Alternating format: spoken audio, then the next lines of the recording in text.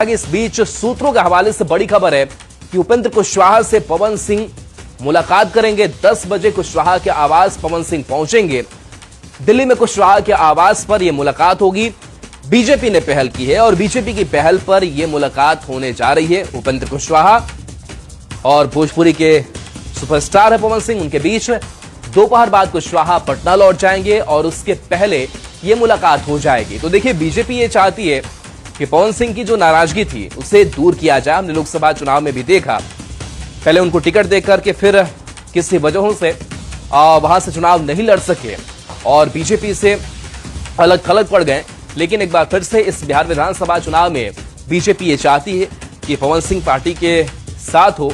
देखना दिलचस्प होगा कि उपेंद्र कुशवाहा से जब बातचीत होती है, पवन सिंह अपनी क्या राय रखते हैं, उनकी क्या मंशा है इस चुनाव को लेकर के, बीजेपी को लेकर के। और उसके बाद से हो सकता है कि इस बार बीजेपी के साथ पवन सिंह हो। अमितेश हमारे साथ न्यूज 18 संवाददाता फोन लाइन पर जुड़े हुए हैं। अमितेश, जो नाराजगी थी लोकसभा चुनाव के वक्त से पवन सिंह की बड़ी दूरी बढ़ गई बीजेपी से, लेकिन एक फिर से कोशिश हो रही है कि विधानसभा चुनाव में साथ आ जाए। क्या रणनीति बनेगी और उपेंद्र कुशवाहा से मुलाकात को लेकर के क्या और जानकारी आपके पास?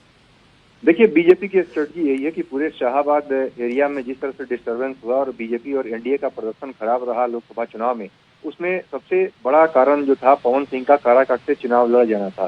काराकाट से उन्होंने चुनाव लड़ा। उसके उपेंद्र कुशवाहा जो कि अधिकृत तौर पर एनडीए के प्रत्याशी थे और जो आरएलएम के राष्ट्रीय अध्यक्ष भी हैं, उनकी हार हो गई वहां पर और पवन सिंह को उसके लिए जिम्मेदार माना जाता है कि पवन सिंह ने चुनाव लड़ा तो उससे काफी वोट एनडीए का डिस्टर्ब हो गया। और दूसरा, जो पूरे एरिया में उसका असर पड़ा और पूरा समीकरण खराब हो गया। अभी आरा से जो पहले जो पूर्व सांसद हैं और पूर्व केंद्रीय मंत्री आरके सिंह, उनकी भी कुछ दिन पहले पवन सिंह से मुलाकात हुई थी और पवन सिंह ने आरके सिंह से मुलाकात करने के बाद गिला शिकवा दूर किया था और दोनों में बेहतर संबंध हुए थे। और दूसरी तरफ आरके सिंह ने जिस तरह से कई सवाल खड़े किए थे, उसके बाद बीजेपी को लग रहा है कि पूरे शाहाबाद के एरिया में अगर पवन सिंह को साथ लाया जाए तो हमारा समीकरण ठीक हो सकता है, एनडीए का समीकरण सही बैठ सकता है। लेकिन उसके लिए सबसे पहले उपेंद्र कुशवाहा को राजी करना होगा, उपेंद्र कुशवाहा नाराज न हो जाए, क्योंकि पवन सिंह ने उपेंद्र कुशवाहा के खिलाफ ही मैदान में पवन सिंह उतरे थे और उसके चलते नुकसान उठाना पड़ा था।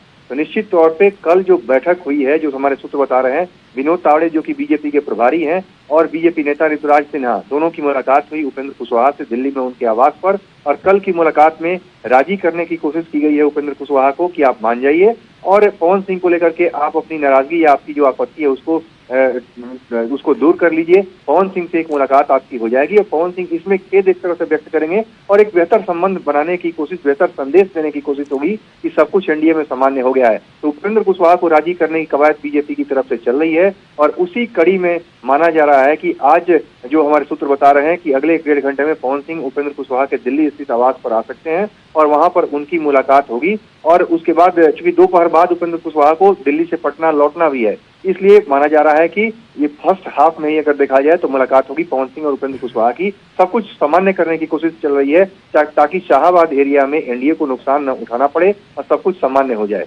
जी चलिए, शुक्रिया अमितेश इस अपडेट के लिए आपका।